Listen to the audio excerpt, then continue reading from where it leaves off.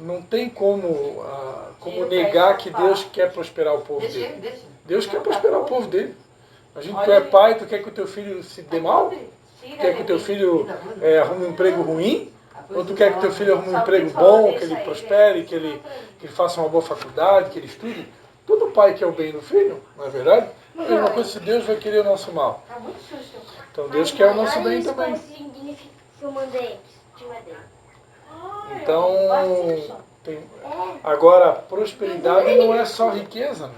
Prosperidade é uma vida completa. Eu preguei muito, eu fiz uma série lá em Nova Trento, quando a gente ainda estava lá em Nova Trento, eu fiz uma série, foram uns 8, 9 cultos falando só sobre João 10, né, que Jesus disse, eu vim, o ladrão vem senão para roubar, matar e destruir, eu vim para que tenham vida e vida com abundância. Eu preguei uns 10 cultos só sobre isso. O que é essa vida com abundância? Se olhar lá no dicionário, vida com abundância, é fartura. Fartura, não é meia boca. Então, esse é o plano que Deus tem para nós. Só que o problema é que tem muitos evangélicos que buscam a Deus só por causa disso. Buscam a Deus só por causa da prosperidade. Aí está errado. A prosperidade, ela é uma consequência. Se tu é uma pessoa que está obedecendo a Deus, está guardando os mandamentos dele, procura fazer tudo certo, por que Deus não vai te abençoar? Deus vai te amaldiçoar? Aí tem alguns evangélicos que estão batendo contra. Por quê? Porque teve uma época que tinha algumas igrejas que se levantaram que falavam só sobre prosperidade e só sobre dinheiro. Aí traumatizou. Aí hoje tem crente aí, até pastor famoso, que tocou em assunto de prosperidade e já se levanta contra. Mas é só estudar. Por isso eles querem ser pobres, eles vão dizer que não. E a maioria deles são ricos. Né? Isso aqui é interessante. São pastores bem de vida, bem sucedidos, têm um baita no carrão, uma boa casa, ganham bem, e ainda vão falar mal. Então, quer dizer, se ele é a favor de que os crentes sejam pobres, então seja ele pobre também. Aí não tem sentido, o cara é rico e combate a prosperidade dos outros. Né? Então seja pobre para... A teologia da prosperidade é uma coisa, né? Isso. Teologia da prosperidade é uma coisa. Prosperidade é ter uma família abençoada. Não tem falta de nada. Né? Não falta nada. Ter paz. Sim. Né? Uma palavra que eu até já andei pregando, até já preguei na célula, né? Uma das palavras que Jesus mais usou no Novo Testamento foi a palavra a paz seja convosco, né? Essa palavra no hebraico é a palavra shalom, que é uma palavra conhecida até.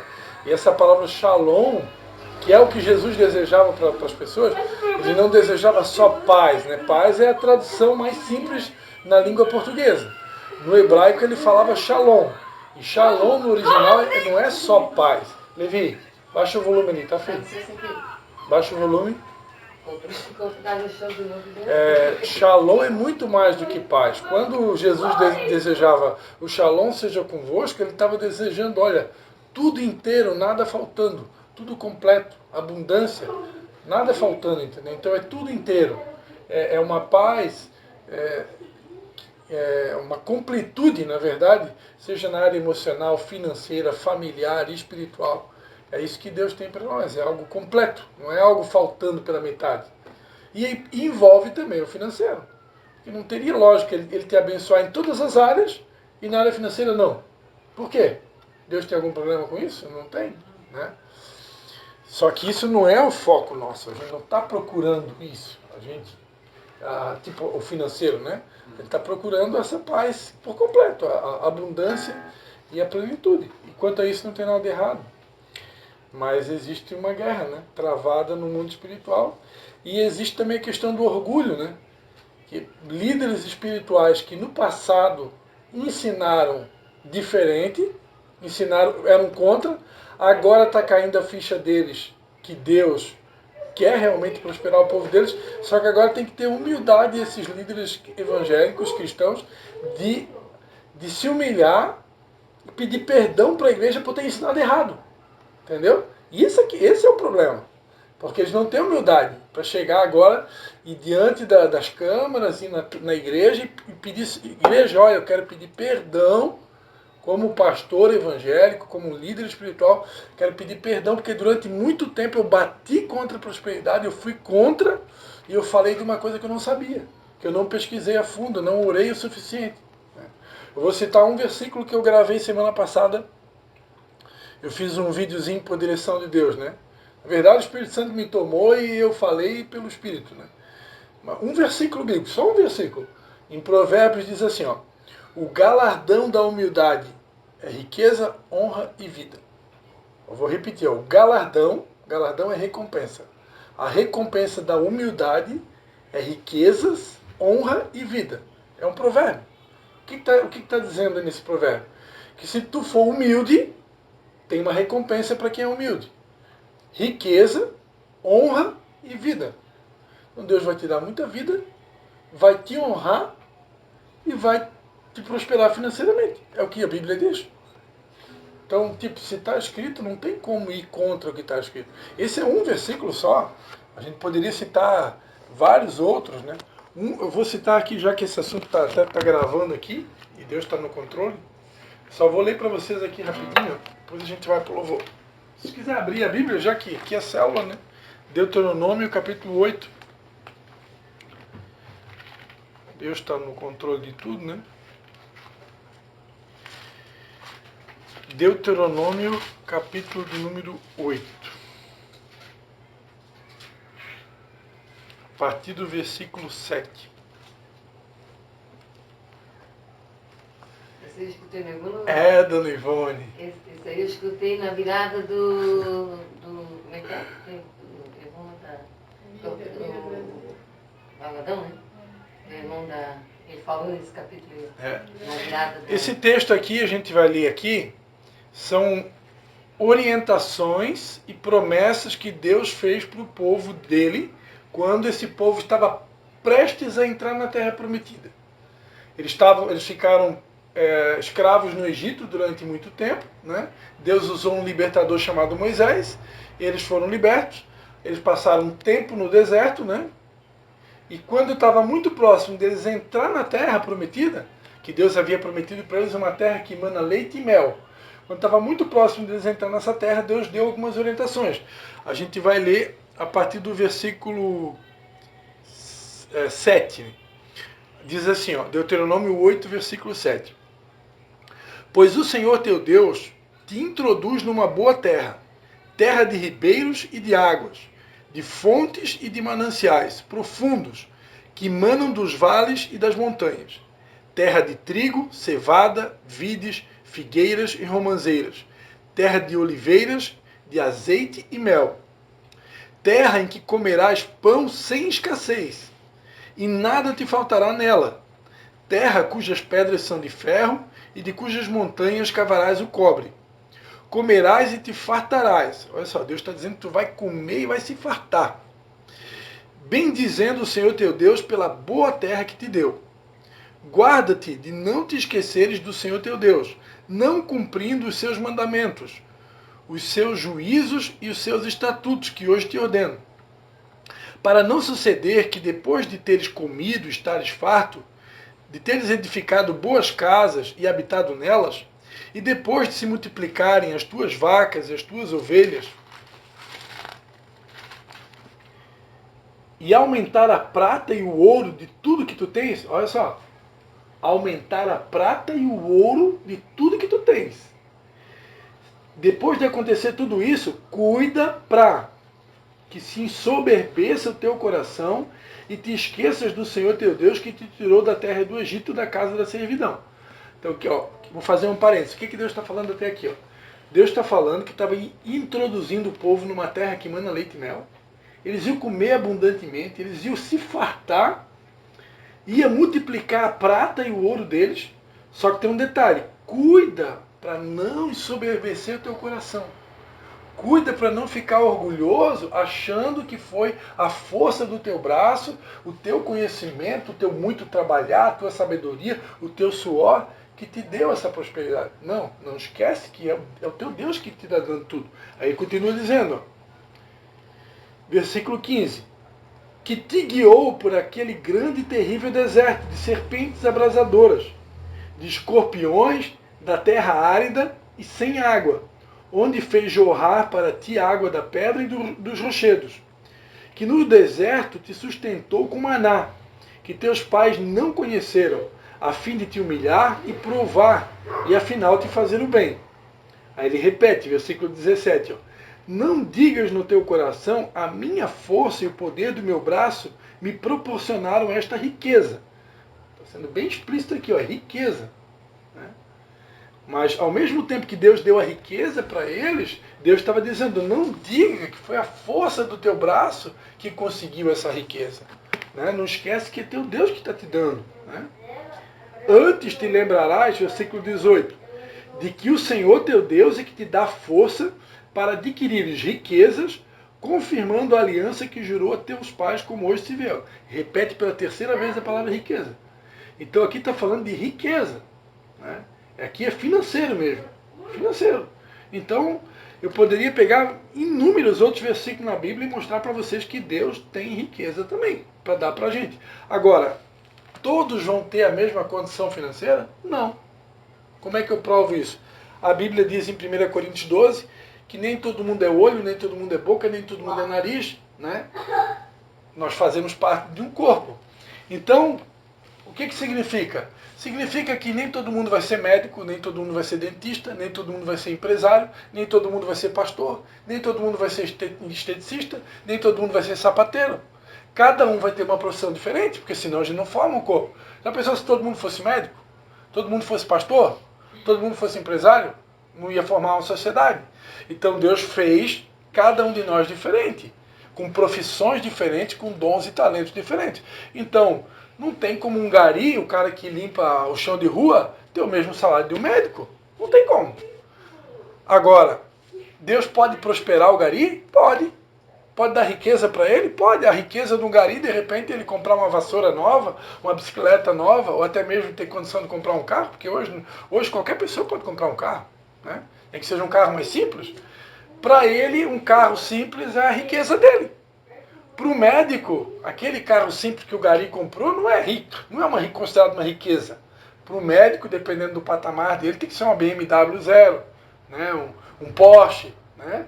Um carro de luxo. Mas para aquele gari ali, dentro da condição social dele, uma bicicleta nova, um carrinho usado, já é uma riqueza para ele. Está dando para entender? Mas o que eu quero chegar, onde é que eu quero chegar? Deus quer nos prosperar. O que é prosperar? Ontem, eu morava numa casinha, tinha uma bicicleta e andava a pé. Se eu continuar sendo obediente a Deus, Deus pode me dar condição de comprar a minha própria casa. Morava de aluguel, exemplo. Se eu continuar em obediência a Deus, daqui a pouco eu posso comprar meu próprio carro. Eu e minha esposa somos exemplo disso. Quando a gente casou, quando a gente namorava, a gente não tinha nada. Absolutamente nada.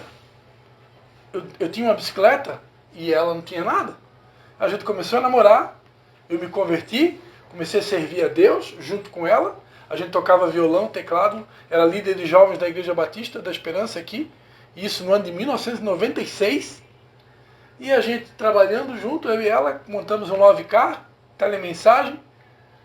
Com o dinheirinho do telemensagem do Love Car, a gente construiu a nossa casa, compramos nosso primeiro carrinho à vista e a gente foi prosperando. Montamos 3 negócios, todos os 3 negócios estavam dando bem, estavam dando certo. Telemensagem, Love Car, loja de festa, tudo que a gente botou a mão foi para frente. Então, Deus sempre prosperou. Aí, claro, aí depois Deus nos levou a um período de provações, que foi quando Deus nos chamou para o ministério.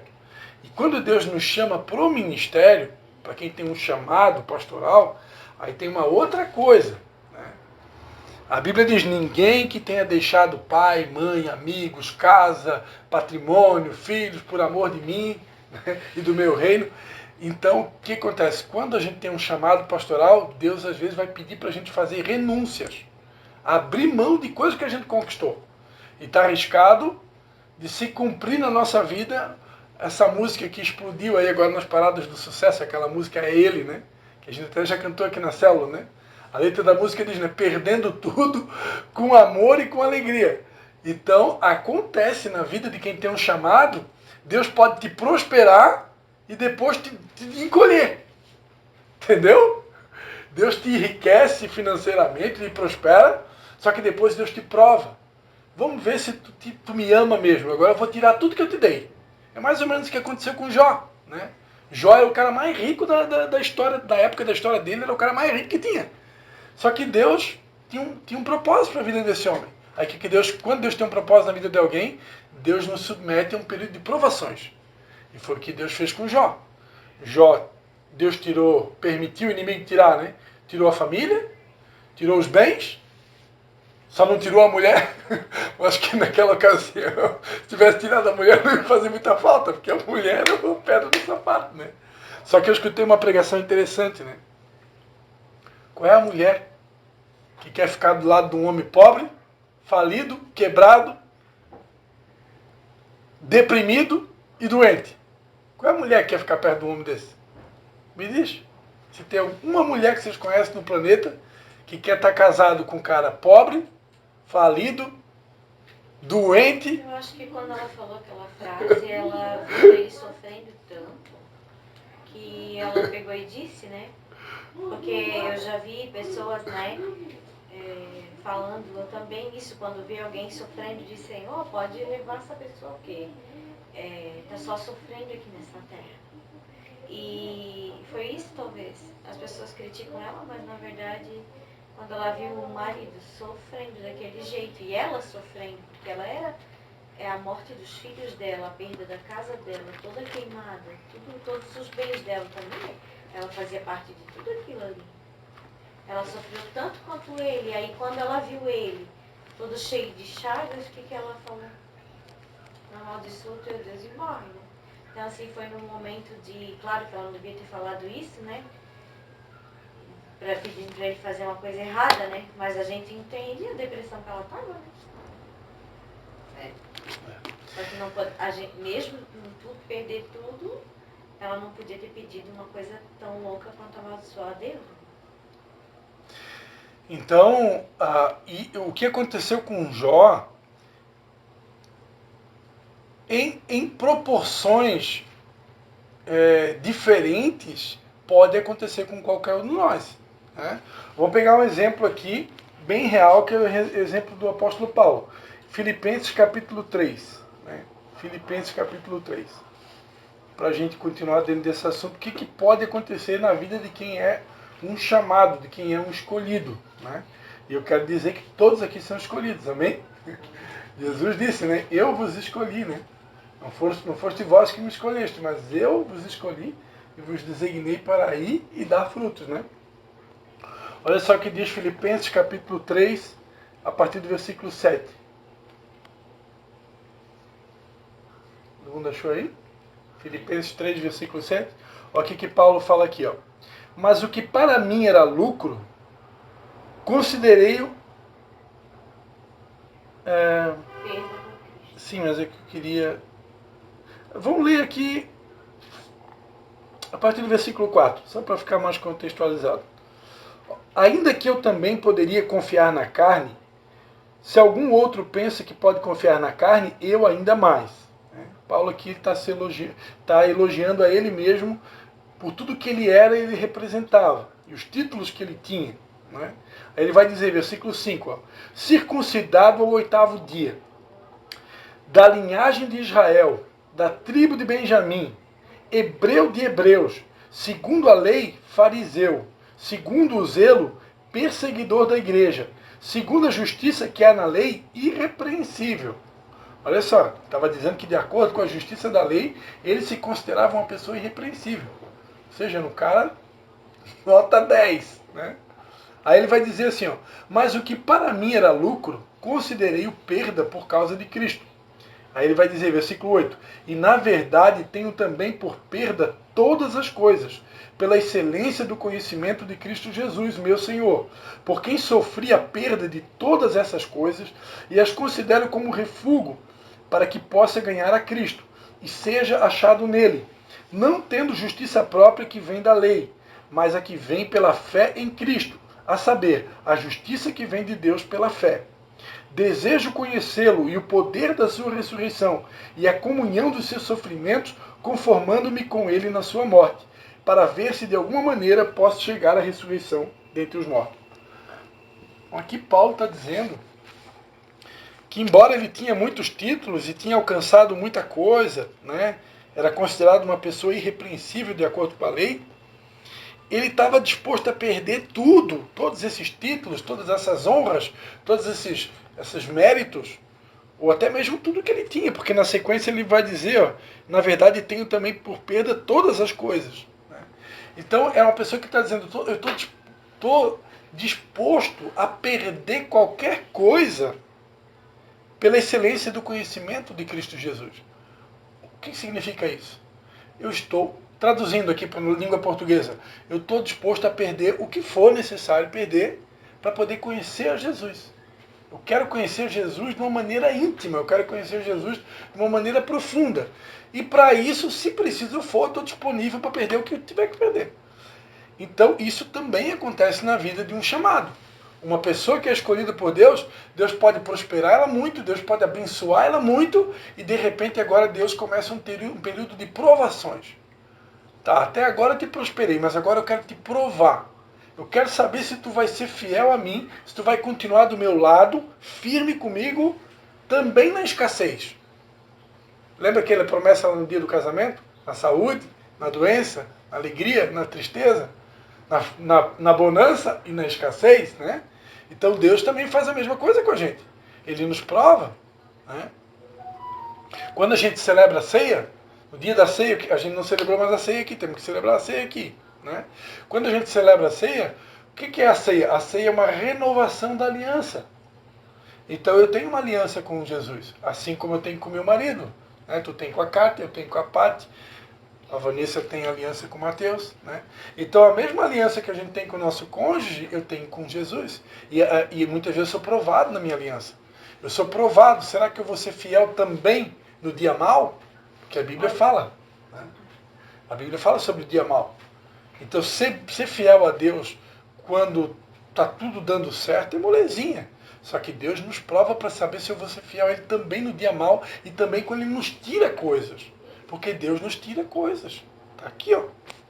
Agora, o mesmo Paulo, aqui, se a gente for pegar o exemplo de Paulo, à época, ele foi um cara que ele perdeu realmente tudo, que nem o caso de João Batista, né, que é o vamos dizer assim, a fonte da letra dessa música, né?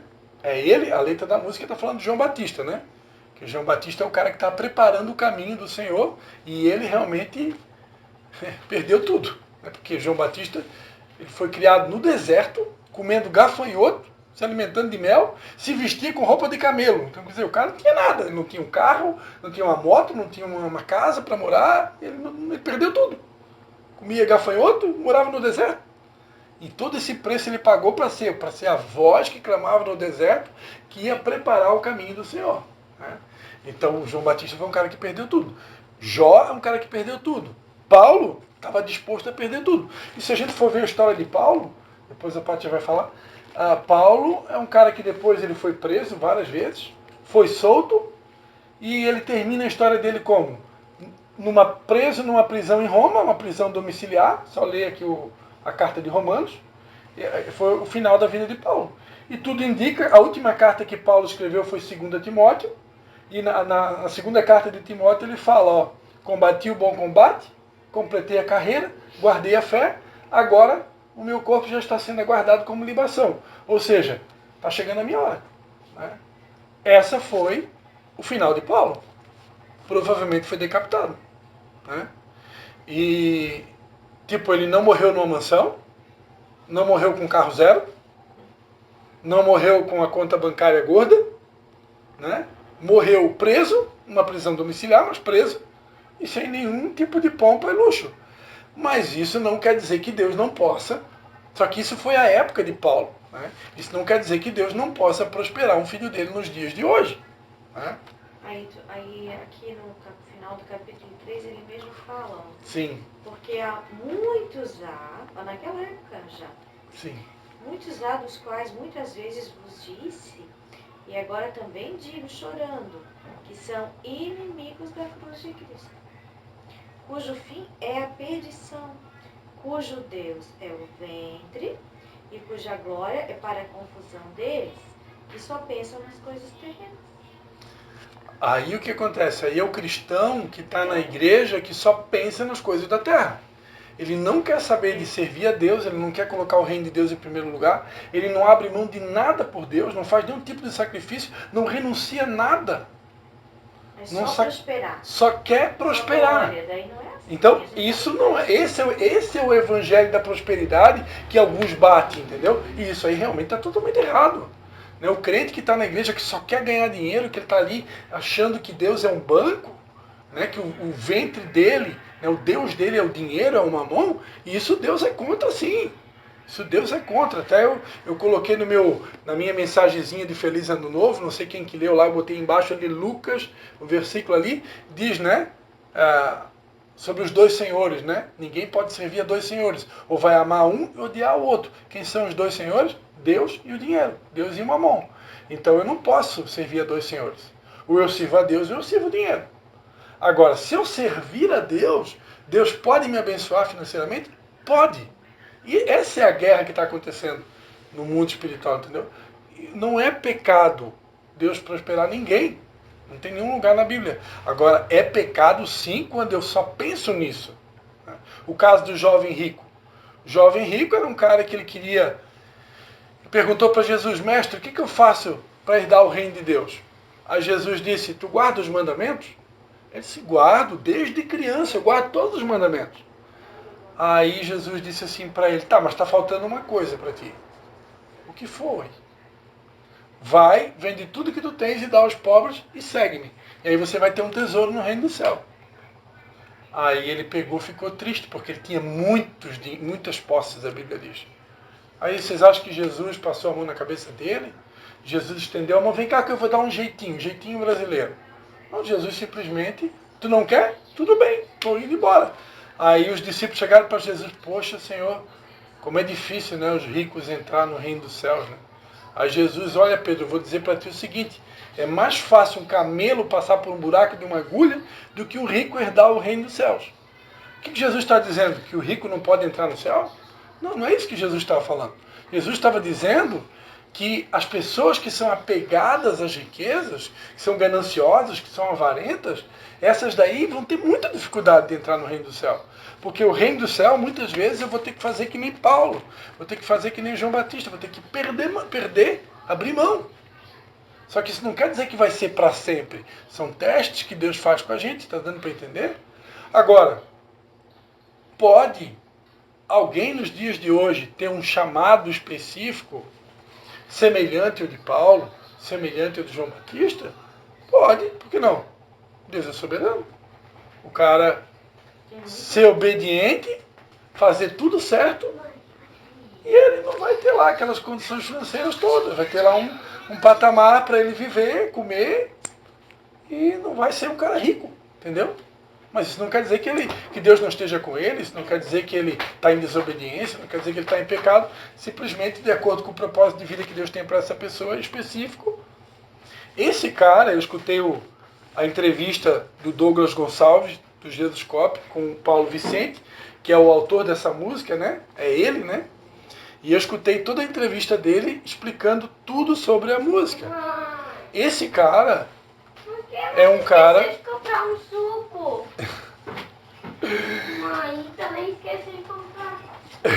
Esse cara, o Paulo Vicente, que é o autor da música, ele é um cara que realmente está abrindo mão de tudo. Abriu mão de tudo. Inclusive, o pastor dele veio conversar com ele, ó, você tem direito aos royalties não sei se como é que se pronuncia, né? Os direitos autorais da música dele, porque o YouTube hoje paga, né? Paga conforme um vídeo que tem milhares de visualizações, o YouTube ele monetiza, né? E o pastor dele chegou a vir conversar com ele, ó, tu tem que aceitar receber alguma coisa. Por quê? Porque tu tem mulher para sustentar, tu tem filho, e eu quero que tu aceite, porque ele não queria aceitar nada, entendeu? Ele decidiu que ele não queria só, tipo, a comida, o pão nosso de cada dia, a roupa do corpo, e vamos fazer a obra de Deus. Aí o pastor dele chamou para conversar, não, eu quero que tu aceite receber alguma coisa, porque tu tem uma família para sustentar. Aí ele aceitou, entendeu? Mas ele não queria. Porque é o tipo de pessoa que realmente ele incorporou a música que Deus deu para ele. Né? Ele incorporou João Batista. E por isso que quando ele fala, né, perdendo tudo com amor e com alegria, porque ele está vivendo isso. Né? E tem cantores hoje e pregadores no Brasil até que se negam a cantar essa música porque eles não estão perdendo tudo. E aí não faz sentido uma pessoa que não está perdendo tudo cantar uma música dessa. Né? Aí não faz sentido. Agora, esse Paulo Vicente, ele está perdendo tudo mesmo, perdeu tudo. Então Deus levanta pessoas nos dias de hoje também que estejam dispostas a perder tudo. Mas isso não invalida os inúmeros textos na Bíblia que mostram que Deus pode realmente prosperar o povo dele. Agora, torno a repetir para encerrar esse assunto. Né? Isso não é nosso objetivo, não é nosso foco. Isso é só uma consequência. Se eu for fiel a Deus, se eu obedecer a Deus, se eu procurar fazer tudo certo, Ele vai me abençoar. E não é só financeiramente. Ele vai abençoar em todas as áreas. Eu creio nisso. Amém? Oi. Essa é a Zoe. Essa é a Betina. Doentinha, né?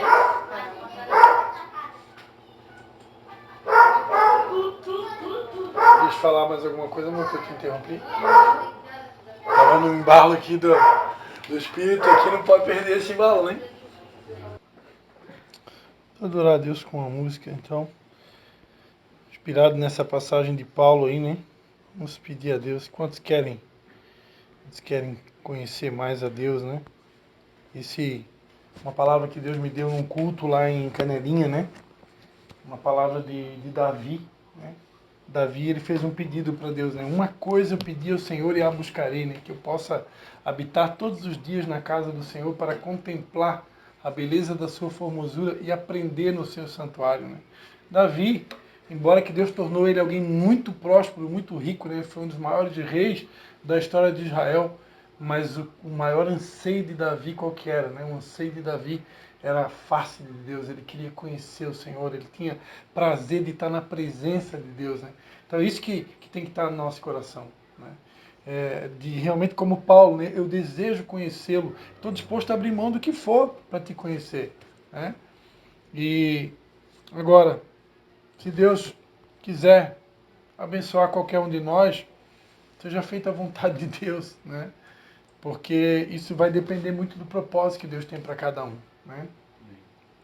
Então, porque esse mundo que a gente vive, tudo depende de dinheiro.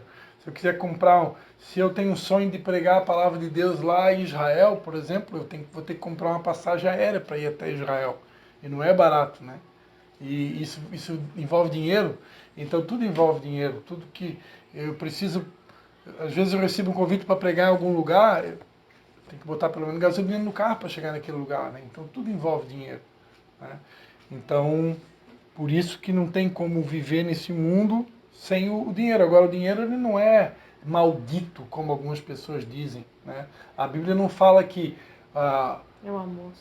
o dinheiro é maldito. A Bíblia fala que o amor ao dinheiro é a raiz de todos os males. Então, o dinheiro não é a raiz de todos os males. O dinheiro é só um bem de troca. Para poder trocar, né? Vou trocar o meu salário por uma comida, trocar o meu salário por um aluguel, vou trocar o meu salário por uma passagem aérea, vou trocar o meu salário pela mensalidade lá da banda, lá que eu vou levar meu filho na piscina, né, Vanessa? Então, o dinheiro é para isso. Agora, o amor ao dinheiro, que a Bíblia chama de avareza, isso daí atrai a ira de Deus. Então isso aí sim, isso é pecado gravíssimo, né? Quando a pessoa ela é amante do dinheiro, ela é avarenta, isso é idolatria. Isso é um pecado grave. Isso pode ser combatido, deve ser combatido. Agora, a pessoa está em obediência a Deus, está servindo a Deus, fazendo tudo certinho. A pessoa é fiel e Deus resolve prosperar ela, qual é o problema? Né? Então, vai usar os recursos para servir mais. Vai usar os recursos para poder servir a Deus mais ainda, né? Aleluia.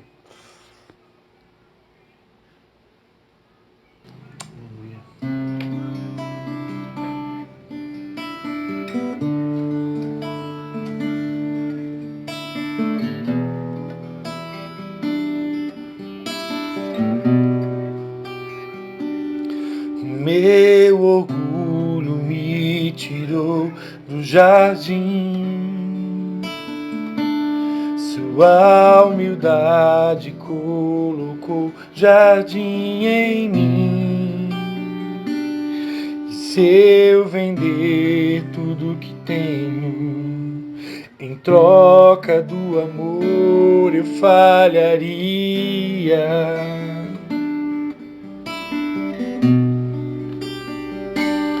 Pois o amor não se compra, nem se merece. O amor se ganha, de graça o recebe. Eu quero conhecer Jesus. Eu quero conhecer Jesus. Eu quero conhecer Jesus. Eu quero conhecer Jesus. Meu orgulho me tirou do jardim. Sua humildade colocou jardim em mim. E se eu vender tudo que tenho, em troca do amor eu falharia.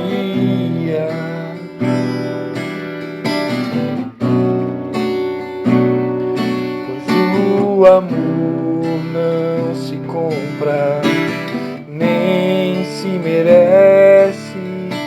O amor se ganha, de graça o recebe. Eu quero conhecer Jesus. Eu quero conhecer Jesus. Eu quero conhecer Jesus. Eu quero conhecer Jesus. Meu amado é o mais belo entre milhares de milhares. Meu amado é o mais belo entre milhares e milhares. Meu amado é o mais belo entre milhares e milhares.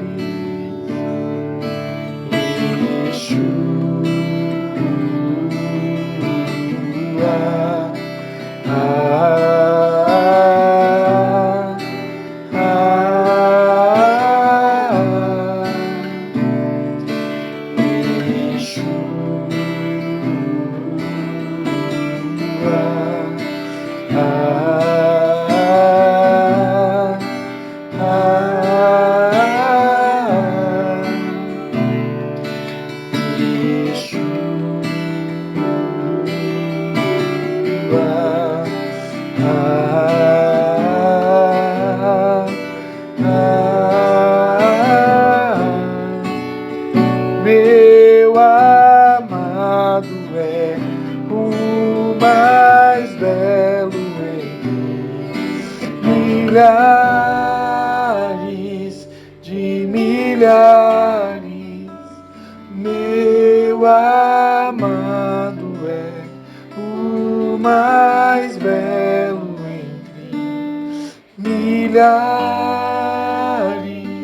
de milhares. Meu amado é.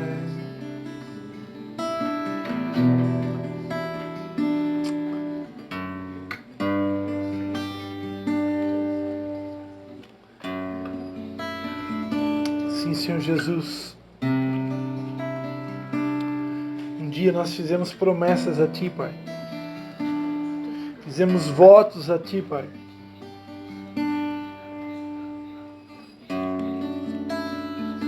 E em nome de Jesus nós vamos cumprir todas as nossas promessas. Cumpriremos todos os nossos votos, Pai.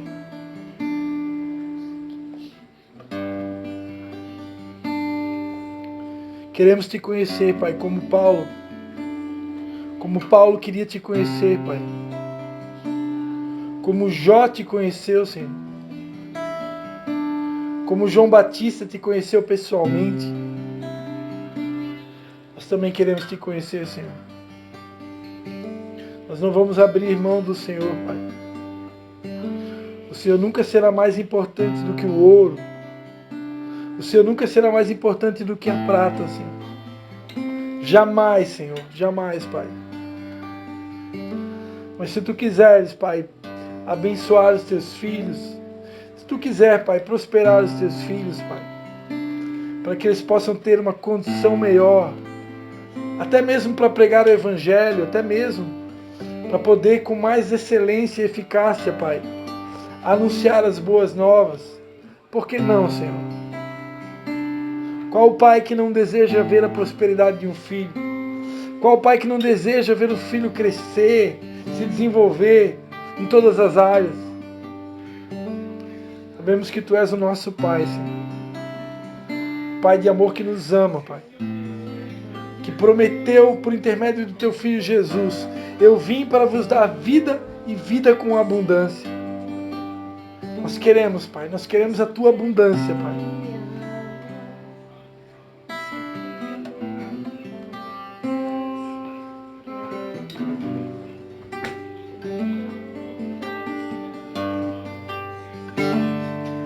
Eu só quero Te amar, eu só quero ver Tua face, quero tocar Teu coração. Eu só quero Te amar, eu só quero ver Tua face, quero tocar Teu coração. Eu só quero Te amar, só quero ver Tua face, quero tocar Teu coração. Vem encher este lugar, Teu abraço eu quero sentir. Vem encher este lugar, Teu abraço eu quero sentir.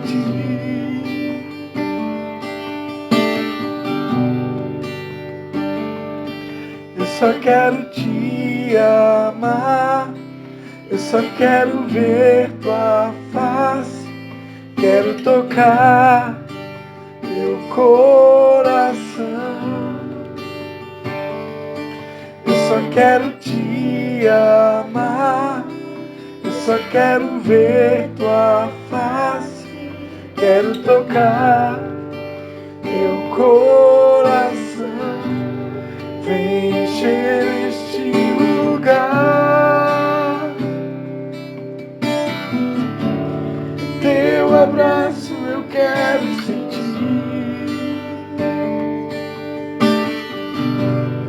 Vem encher este lugar, Teu abraço eu quero sentir.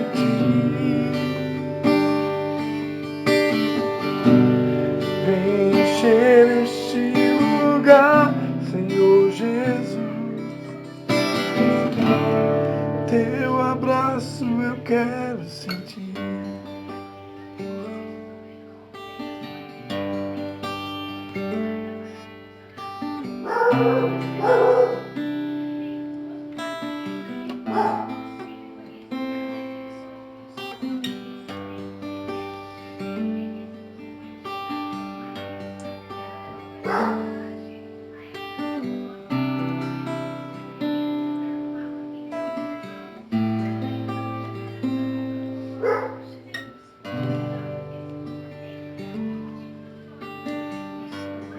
deixe esquecer, Senhor, o motivo pelo qual nós nascemos, Senhor. O motivo pelo qual o Senhor escolheu entre milhares de vidas e nos deu vida, Senhor, no ventre da nossa mãe. Não nos deixe esquecer, Senhor, que nós nascemos para Ti, Senhor. Fomos escolhidos desde o ventre para sermos Teus filhos, Senhor. Sermos vasos para honra, não para desonra. Fomos escolhidos, Senhor, para Te adorar, Senhor, para sermos adoradores, espírito em verdade.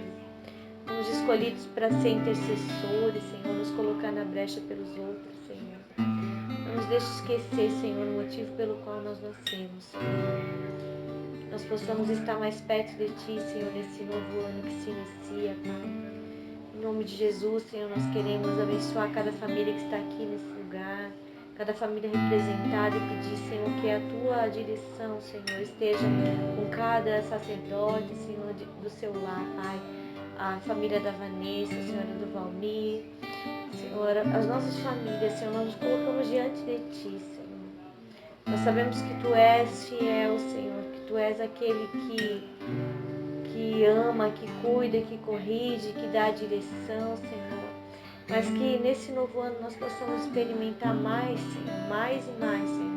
A certeza, Senhor, a convicção, a fé de que estamos no centro da Tua vontade, Senhor. De que estamos fazendo aquilo que o Senhor almeja. De que estamos correndo para o alvo, Senhor. Que estamos lutando, Senhor, não, ó Deus, como uma pessoa que bate contra o vento, Senhor, mas lutando, Senhor, e caminhando com um propósito, Pai, em nome de Jesus. A dona Ivânia, Senhor, que cede essa casa, nós pedimos a Tua bênção sobre a vida dela, sobre este lar, Senhor, a Tua prosperidade que foi falado aqui. Nós sabemos, Senhor, que nada vai faltar para ela, Pai. Mas que não seja só bens materiais, Senhor, que ela receba esse ano, mas coisas grandes, espirituais, que nem ela imagina, Senhor. Que possa acontecer, Senhor, na vida dela, sobre a família dela, sobre os filhos, netos, em nome de Jesus, Pai. Que a Tua manifestação aconteça na vida dela, Senhor, e na casa dela, Pai, sobre e todos os sonhos, os pedidos que ela coloca diante de Ti, porque essa é a Tua promessa, onde a arca do Senhor está, ali a bênção e a prosperidade, Senhor. Que nós possamos andar unidos, Senhor, não somente, ó Pai, como uma igreja de Cristo, Senhor, mas como realmente irmãos que choram, oram juntos e se alegram com a alegria dos outros, Pai. Faz com que esse ano nós possamos nos alegrar com a alegria dos nossos irmãos, com a prosperidade dos nossos irmãos, com as bênçãos que eles vão receber. Faça, Senhor, que a gente se alegre, Senhor, que a gente chore também quando eles tiverem problemas, que a gente possa orar junto, perdoar, amar, Senhor, interceder uns pelos outros, Senhor. Nos ajuda a viver a Tua palavra, Senhor, que é o amor e o perdão a cada dia, Senhor, na nossa vida, na nossa casa, na nossa família. Em nome de Jesus, Senhor, nós colocamos, Senhor, diante do Senhor. Ó Pai, que a nossa vida também seja um canal de bênção, Senhor, para que outras vidas Te conheçam a Ti como único Senhor e Salvador. Porque eu sei que o Senhor está voltando, eu sei que o Senhor está voltando. Por isso nós Te pedimos, Senhor, que o Senhor nos ajude a ser esse canal de bênção para trazer vidas para o Senhor, para abrirmos a nossa boca sem medo, para que outras vidas Te conheçam, Senhor, e não vão para o inferno, Senhor. E quando o Senhor Jesus voltar, que nós sabemos que é breve, nós possamos subir e levar o máximo de pessoas conosco, Pai. Em nome de Jesus é o que nós oramos. Muito obrigado, Senhor.